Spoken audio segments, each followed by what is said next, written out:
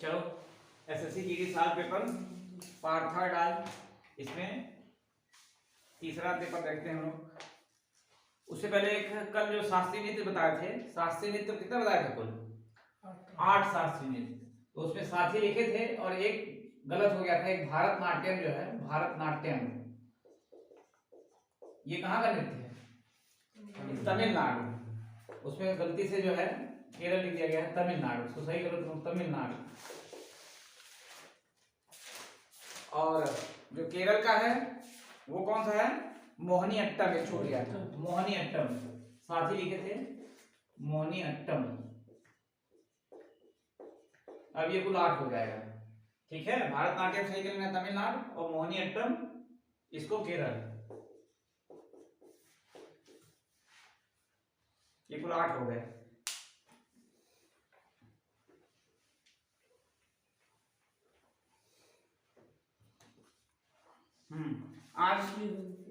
आज ये इसमें पूछा है, पहला क्वेश्चन पूछा है हेलियोडोरस स्तंभ किस भारतीय शहर में है? हेलियोडोरस स्तंभ,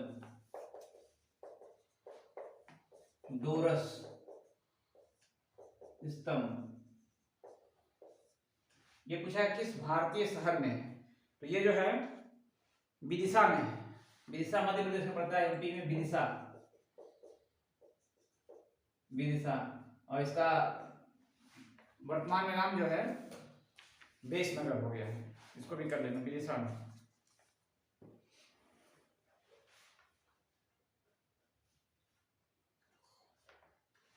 ये एक चीज और लिख लो यहीं पे, हेलियोडोरस जो था ये क्या था?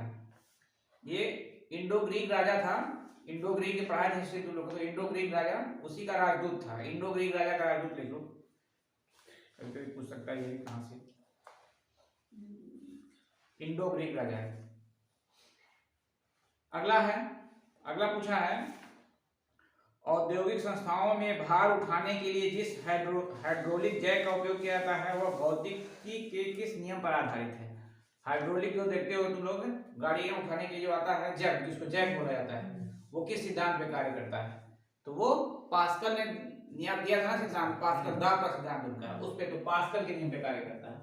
पास्कल हाइड्रोलिक जैक पूछा, हाइड्रोलिक जैक तो पास्कल के सिद्धांत पे, पास्कल ने ताप से संबंधित नियम दिया था।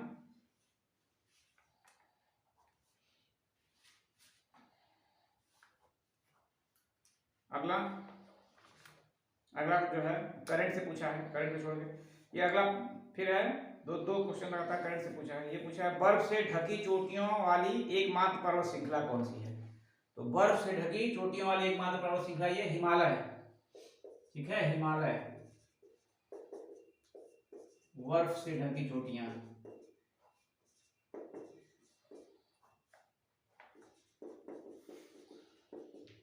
देखो ये पूरे विश्व में जो है उत्तरी ध्रुव और दक्षिणी ध्रुव दोनों बर्फ से ढके हुए हैं। उसके बाद अगर कोई पर्वत श्रृंखला है तो हिमालय है, जो कि पूरे तरह से बर्फ से ढकी हुई है। इसकी चोटियां है ना, तो ये सब जो है बर्फ से ढकी हुई है, तो उसी के बारे में पूछा है। अगला है लॉर्ड कर्जन की निगरानी में बंगाल का विभाजन कब हुआ? तो बंगाल विभाजन कई बार परीक्षा में पूछ चुका है। कब हुआ था? 1905 में बंगाल विभाजन जो है 1905। ठीक है, ये भारत की एकता को तोड़ने के लिए किया गया था, हिंदू मुस्लिम एकता को तोड़ के, क्योंकि वहां पे बंगाल बहुत बड़ा इसका केंद्र था। बाद में फिर इसका निरस्त भी कर दिया जाता है। दिल्ली दरबार लगता है 1911-12 में, 12 में, तो उसको बंगाल विभाजन समाप्त भी कर दिया जाता है। ठीक है, दिल्ली दरबार में। अगला पूछा है the India of my dream, the India of my dream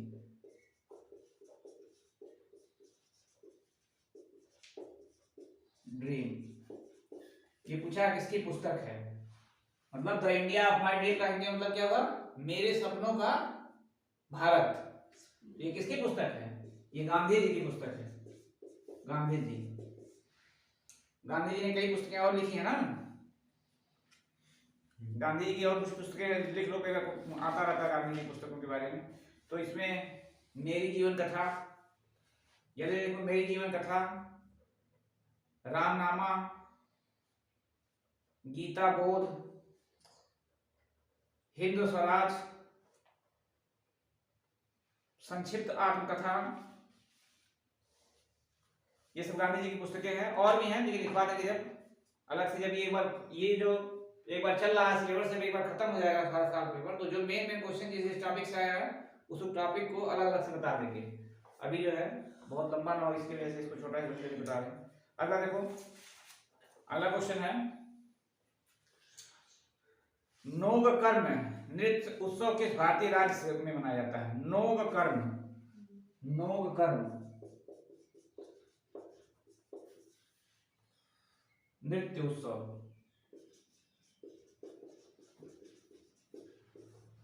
तो ये जो है पूर्वोत्तर भारत का राज्य है मेघालय। मेघालय में इसको मनाया जाता है, मेघालय में।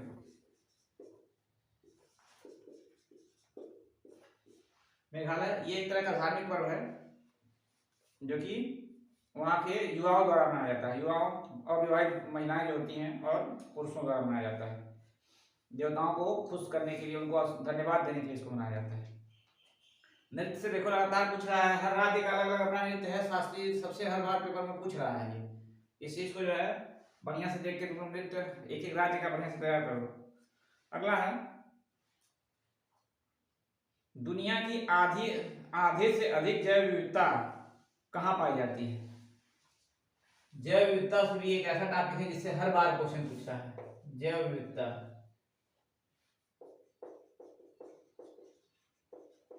उसमें आधे से अधिक जैव विविधता। तो जैव विविधता ज्यादा कहाँ पाया जाएगा? अफ्रीका में, जहां पे ज्यादा वर्षा होगी, ठीक है। और ज्यादा वर्षा कहाँ होगी? जहाँ टेम्परेचर ज्यादा होगा, तापमान जहाँ ज्यादा होगा, ज्यादा वर्षा होगी, तो ज्यादा तरह की जैव विविधता पाई जाएगी। अनेक प्रकार के पेड़ पौधे पाए जाएंगे, विभिन्न प्रकार के कीड़े मकोड़े पाए जाएंगे, तो वहाँ पे क्या होगा? जंगल पाए जाएंगे। तो ये जो इसका सीधा सा मतलब है, जहाँ पे ज्यादा तापमान होगा तो इसके क्या हो जाएगा? जीरो भूमध्य रेखा के आसपास जो क्षेत्र है, उत्तरी गोलार्ध और दक्षिणी गोलार्ध में कर्क रेखा और मकर रेखा के बीच में ये क्षेत्र है, तो हमेशा क्या है? सूरज इस पे चमकेगा सीधा और इन दोनों के बीच में होता है बारी बारी से, तो यहाँ पे ज्यादा तापमान और ज्यादा वर्षा होगी, तो इस क्षेत्र में सबसे ज्यादा जैव विविधता पाई जाएगी। बरसात वहाँ पे हरदम डेली लगभग 2 बजे के बाद होता है, 2 बजे के आसपास, दोपहर के बाद। तो ज्यादा वर्षा होगी तो ज्यादा पेड़ पौधे होंगे और ज्यादा कीड़े मकोड़े जंगल वगैरह ये सब होगा, तो जैव विविधता। तो इसका ऑप्शन जो दिया हुआ है उष्णकटिबंधीय वर्षावन, ये हो जाएगा उष्णकटिबंधीय वर्षावन।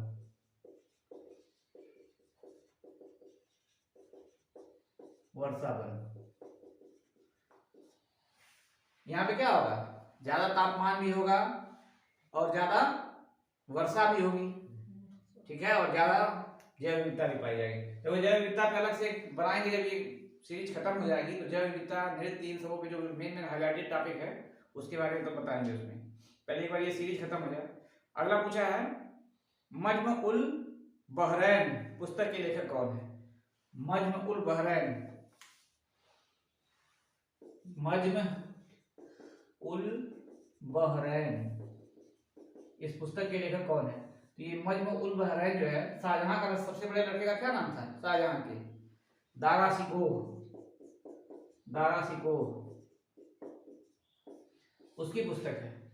हालांकि वो सबसे बड़ा शाहजहां का लड़का था, लेकिन गद्दी पे वो नहीं बैठा क्योंकि उसने उसको औरंगजेब ने हरा दिया था।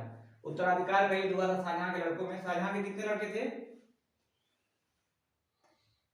शाहजहां के कुल 4 लड़के थे। लिखो जल्दी जल्दी से, आया तो लिखो। शाहजहां के कुल 4 लड़के हैं। दारा शिकोह हो गया, दूसरे नंबर पे शाह शुजा, तीसरे नंबर पे औरंगजेब था, औरंगजेब, और एक जो सबसे छोटा लड़का इसका था उसका नाम था मुराद बख्श।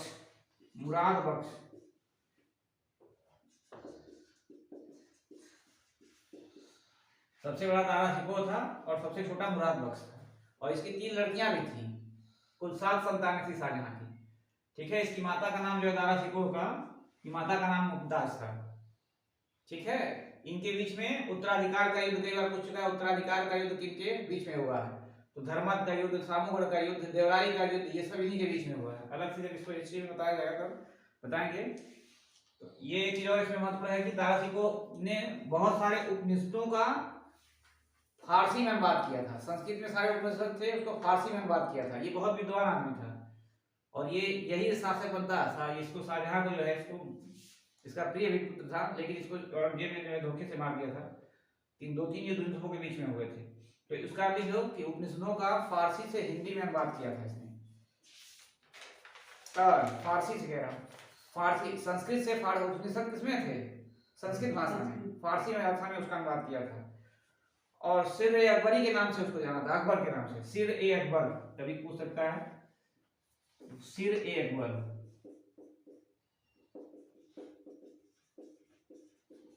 ये पूछेगा क्या है, तो सिर ए अकबर जो है दारा शिकोह द्वारा उपनिषदों का संस्कृत से फारसी भाषा में अनुवाद है।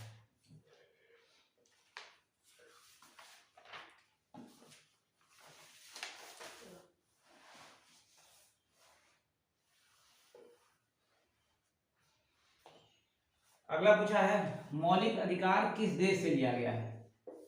मौलिक अधिकार ये किस देश से लिया गया है? तो मौलिक अधिकार के बारे में बहुत सारा क्वेश्चन भारत इसमें पूछता है भारतीय संविधान से। तो ये यूएसए, संयुक्त राज्य अमेरिका।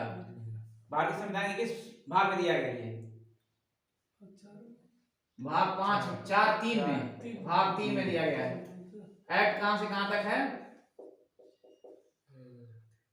12 से 35 तक, ठीक है। ये कुल जो है, कुल कितने? कुल 6 मूल अधिकार दिए गए भारतीय नागरिकों को, ठीक है। भारतीय संविधान में कुल 6 हैं। कौन कौन से गति दे लो, क्योंकि इसमें ज्यादा क्वेश्चन आता रहता है अक्सर। कुल 6 है। पहला कौन सा है? समानता का अधिकार। समानता का अधिकार ये 14 से लेकर 18 तक, एक्ट 14 से लेकर एक्ट 18 में समानता का अधिकार दिया गया है। दूसरा है स्वतंत्रता का अधिकार। स्वतंत्रता का अधिकार ये एक्ट 19 से लेकर 22 तक। इसमें अलग अलग तरह की स्वतंत्रता है। इसी में प्रेस की स्वतंत्रता पूछता है, 19(1)(a) में दिया गया है, ठीक है।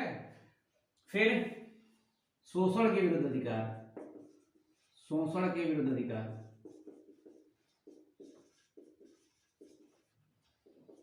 ये एक्ट 23 व 24 में। फिर अगला है धार्मिक स्वतंत्रता का अधिकार। धार्मिक स्वतंत्रता का अधिकार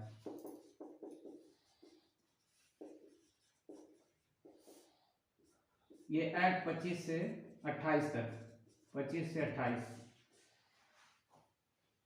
अगला है शिक्षा पाने का अधिकार। शिक्षा एवं संस्कृत से संबंधित है, एवं संस्कृत। इसमें मातृभाषा में शिक्षा पाने का अधिकार ये सब ये दिया गया इसको। तो ये है एक्ट 29-30 में।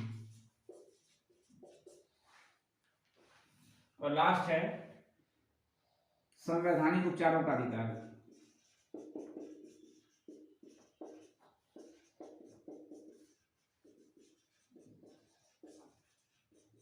ये जो है एक्ट 32 में, एक्ट 32। ये कुल 6 तरह के धार्मिक ये मौलिक अधिकार भारतीय नागरिकों को दिया गया है, ठीक है। अब इसमें क्या है, एक और अधिकार था जो मूल संविधान में था, संपत्ति का अधिकार, ठीक है। संपत्ति का अधिकार वो एक्ट 30 में दिया गया था, हालांकि अब नहीं है। संपत्ति का अधिकार कई बार पूछता है कि मूल संविधान में कितने अधिकार दिए गए थे, मूल अधिकार दिए गए थे। तो ये एक्ट 30 में था, ठीक है। तो इसको 44वें संविधान संशोधन द्वारा यहाँ से हटा के क्या कर दिया गया है, कहाँ पे ले गया गया? 300 में ले जाके जोड़ दिया गया, 300 को बना दिया गया, विधिक अधिकार बना दिया गया। तो अब संपत्ति का अधिकार नहीं है। तो जब संविधान बना था उस समय 7, वर्तमान में कुल 6 है, ठीक है। अब इस समय संवैधानिक उपचारों के अधिकार के द्वारा जो है सर्वोच्च न्यायालय और उच्च न्यायालय अपना जो जारी करती है 5-5, वो सब में बहुत डिटेल हो जाएगा ये। अगला देखो, अगला पूछा है कौन सी नदी 10 देशों से होकर बहती है? 10 देशों से होकर बहती है। तो ऑप्शन है डेन्यूब है, वोल्गा है। तो इसमें डेन्यूब नदी है, यूरोप की नदी है ये डेन्यूब। डेन्यूब यूरोप के 10 देशों से होकर बहती है।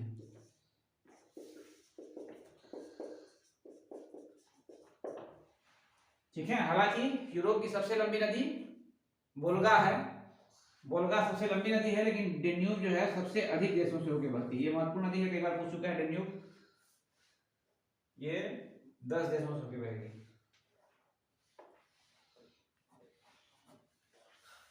अगला डेल्टा है।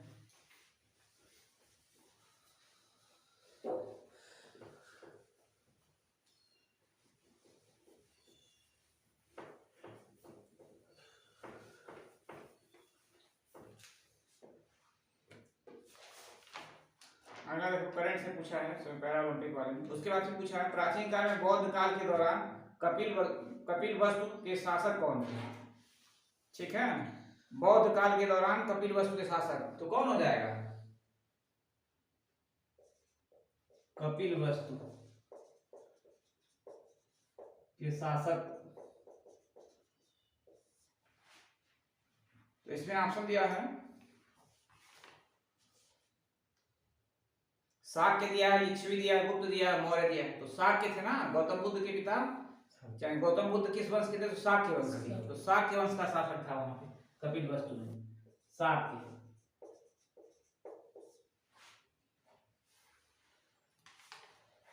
अगला, किस भारतीय को भारत सरकार के लिए 10 बार बजट प्रस्तुत करने का गौरव भी हासिल है। तो ये मोरारजी देसाई है।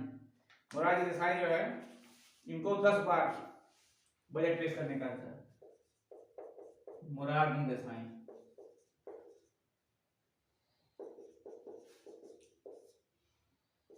दस बार बजट।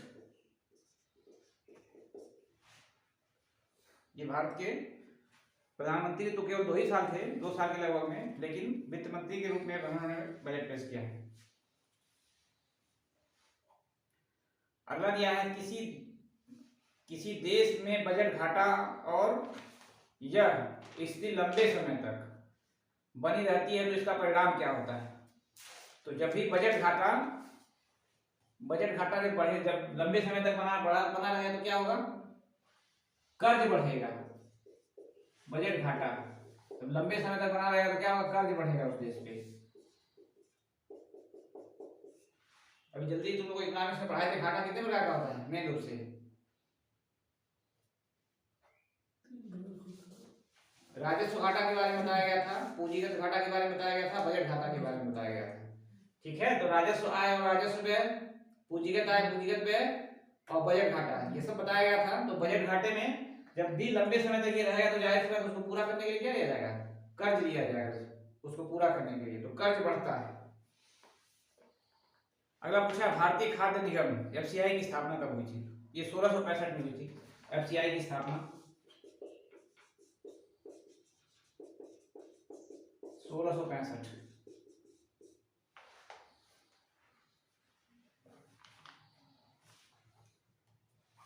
अगला पूछा है वागरुम्बा नृत्य पूछा है, वागरुम्बा नृत्य। देखो नृत्य से हमेशा क्वेश्चन आ रहा है, वागरुम्बा नृत्य। तो ये जनजातियां हैं, असम की जनजाति है बोडो, पूर्वोत्तर भारत में पाई जाती है, बोडो जनजाति द्वारा इसको मनाया जाता है, बोडो जनजाति। अगला, कौन सा जानवर बिल या माद में रहता है। तो कछुआ दिया है, मगरमच्छ दिया है, ऑक्टोपस दिया है, खरगोश दिया है। तो खरगोश क्या है, बिल या माद में रहने वाला जानवर है खरगोश, बिल या उसी को माद भी बोला जाता है।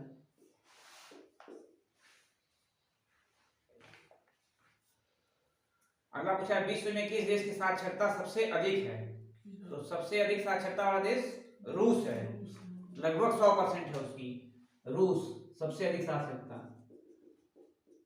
सबसे अधिक साक्षरता।